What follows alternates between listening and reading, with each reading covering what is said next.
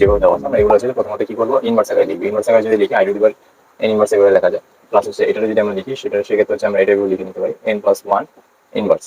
আমরা কিন্তু জানি এটা হচ্ছে আমরা চাইলে এভাবে ইনভার্স আকারে লিখে নিতে পারি। এইখানে আমরা এটা লিখবো হচ্ছে যে এন প্লাস টু, আর এটাকে লেখা যায় হচ্ছে যে মাইনাস এন প্লাস থ্রি। ঠিক আছে, তো এখন আমরা যে কাজটা করবো এখান থেকে হচ্ছে যে আমরা প্রথম পদে যে জিনিসটা ছিল সেটা হচ্ছে যে আই ইনভার্স এন, সেটা আমরা কমন নিয়ে নিবো।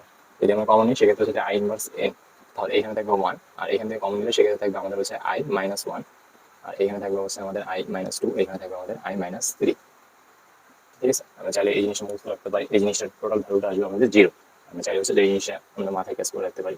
এছাড়া আমরা যদি ক্যালকুলেশন করি সেক্ষেত্রে আমরা হচ্ছে কাঙ্ক্ষিত অ্যান্সার পেয়ে যাবো। আমরা যদি এখানে ক্যালকুলেশন করি এখানে হচ্ছে ওয়ান, আর এইখানে লেখা যায় ওয়ান বাই আই, আর এইখানে লেখা যায় ওয়ান বাই আই স্কোয়ার, এখানে লেখা যায় হচ্ছে যে ওয়ান বাই আই কিউব। সেক্ষেত্রে হচ্ছে যে আমরা যদি এখানে ক্যালকুলেশন করি আই এন, এখানে হচ্ছে ওয়ান, আর জায়গায় এখানে লেখা যায় আই যদি আমরা গুণ করি উপর নিচে সেক্ষেত্রে নিচে পাবো আই স্কোয়ার, আর এখানে পাবো আমরা আই, আর এইখানে তো আই স্কোয়ার মানে কত আমাদের মাইনাস ওয়ান, তার মানে কাঙ্ক্ষিত রেজাল্ট আসবে এই জায়গায় মাইনাস ওয়ান। আমরা জানি এখানে আসবে আমাদের মাইনাস ওয়ান, আর আই কিউব, আই কিউব মানে minus I, one by minus I.